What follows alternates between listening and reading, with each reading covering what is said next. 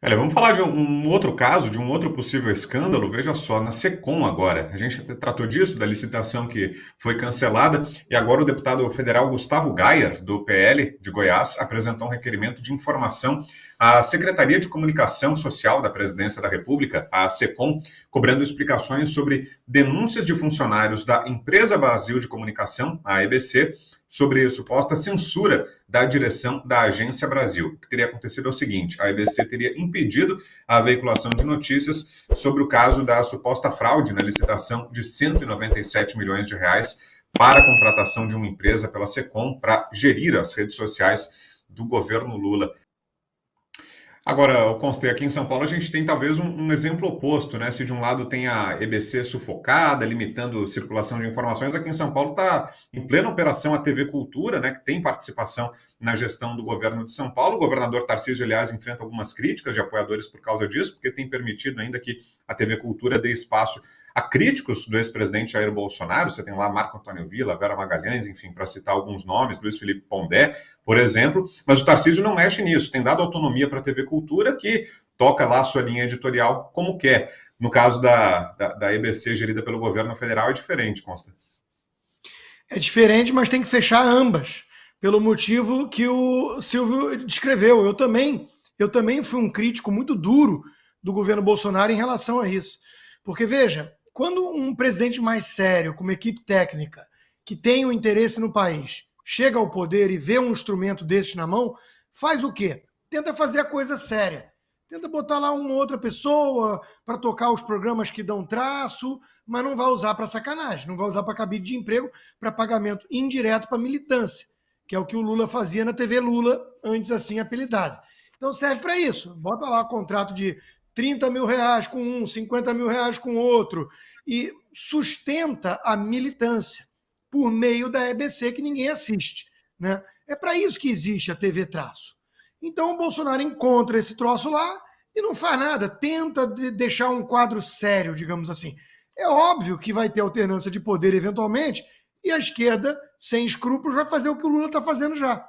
Censura, contrata militância, não fala mal do governo, vira uma assessoria do governo. O PT, a esquerda em geral, sempre confundiu público e privado. Para eles, todos os instrumentos de Estado são extensões do governo, que são extensões do partido. E tudo serve para alimentar os interesses do partido, que é a perpetuação no poder. Ponto. Então, o Tarcísio tem muito pudor. Não, deixa a Verinha para mostrar como eu sou independente, respeito à liberdade, à autonomia.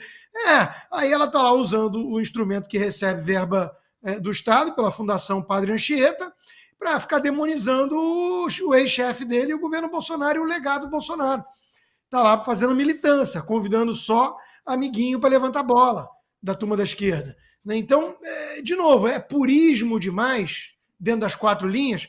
Quando você encontra do outro lado comunistas, o resultado é esse. Né? Então, eu acho que o Tarcísio tinha que acabar com essa farra, como o Bolsonaro tinha que ter acabado com a farra da EBC. Eu vou trazer um exemplo recente, agora, para ilustrar tudo que foi dito, inclusive pelo Silvio. Leandro Demore, sujeito que era do Intercept lá, do Glenn Greenwald, né?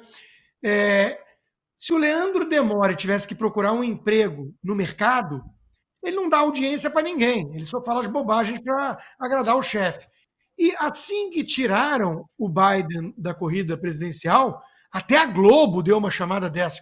Veja o nível em que chegou a Globo. A Globo virou o Demore. Né? A Globo virou o Leandro Demore do Intercept. Olha que papelão. Eles voltaram a falar de idade. Agora não é mais etarismo, não é mais uma coisa que pega mal. Então o Leandro Demore escreveu: gente, vocês não acham Donald Trump muito velho para ser presidente? No dia seguinte que saiu o Biden, porque a Kamala Harris é 20 anos mais nova. Isso é picaretagem, isso é coisa de gente canalha, né? Como a Globo fez também. Porque o Biden era mais velho e tiraram a questão da frente. Só que a resposta do Bruno Seco foi muito boa, né? Tem literalmente a mesma idade do Lula. Mas como o Lula te paga quase 37 mil reais para você apresentar talk show que ninguém vê, obviamente você jamais questionará sua idade, a do Lula. E o problema nessa história não é a idade, e sim a capacidade, o que sobra para o Trump e falta para o seu chefe. Até porque o Trump, né, acabou de levar um tiro, que a mídia já esqueceu, tem só 10 dias, a mídia esqueceu que ele levou um tiro. Só que ele está bem, ele exala a vitalidade. O Biden não é a idade, é a senilidade, é cumprimentar fantasma, é fazer cocô em pé, né? É tudo mais que ele andou aí espalhando de constrangimento para o Partido Democrata e para a nação americana. Então, olha o nível. Agora, a questão do Bruno Seco foi muito boa, né? Tem uma profissão que o Reagan dizia, né, que é a profissão mais antiga do mundo, se assemelha muito à segunda, mais antiga. Tem uma profissão que eu vejo muito mais dignidade do que essa do Demore, que ele chama de jornalismo, mas não é, né?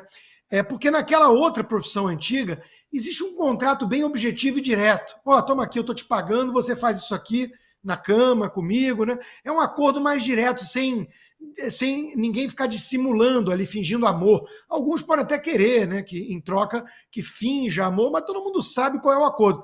Nesse caso, o sujeito está fingindo que é jornalista e que teve uma grande sacada. Qual a idade do Trump? Não é muito velho, não. Quer dizer, o cara está a serviço de um cara que tem a mesma idade do Trump e isso não o constrange. Jornalismo virou isso aí. Repito, Globo virou Demore. O Brown, a EBC, e aqui cabe uma crítica construtiva, porque durante o governo Jair Bolsonaro, eu, por exemplo, defendia o fechamento da EBC, e o presidente Jair Bolsonaro não fechou a EBC. A EBC é um cabide de emprego de ex-funcionários da Rede Globo ou de outras empresas que, enfim, fazem assessoria de imprensa e foram parar na EBC depois de sair da Globo. É uma espécie de Globo do B, é algo mais ou menos parecido. São 1.500 funcionários. Nós estamos falando de 700 milhões de reais. É muito dinheiro para nada. Aliás, o maior contrato da EBC é o da Cissa Guimarães, que faz um programa chamado Sem Censura. E nós estamos aqui falando justamente sobre censura. A EBC não tem função nenhuma, é traço de audiência e é um cabide de emprego de jornalistas militantes de redação de esquerda. É disso que se trata. O presidente Jair Bolsonaro, novamente, cabe aqui a crítica, e eu não vejo problema em criticá-lo quando ele deve ser criticado. Errou ao não fechar a EBC. Essa é a minha posição. E agora, o Lula faz aquilo que faz jus ao que era a EBC. Ela foi apelidada de TV Lula, não é mesmo? Então, está lá. Né? Não causa nenhuma estranheza.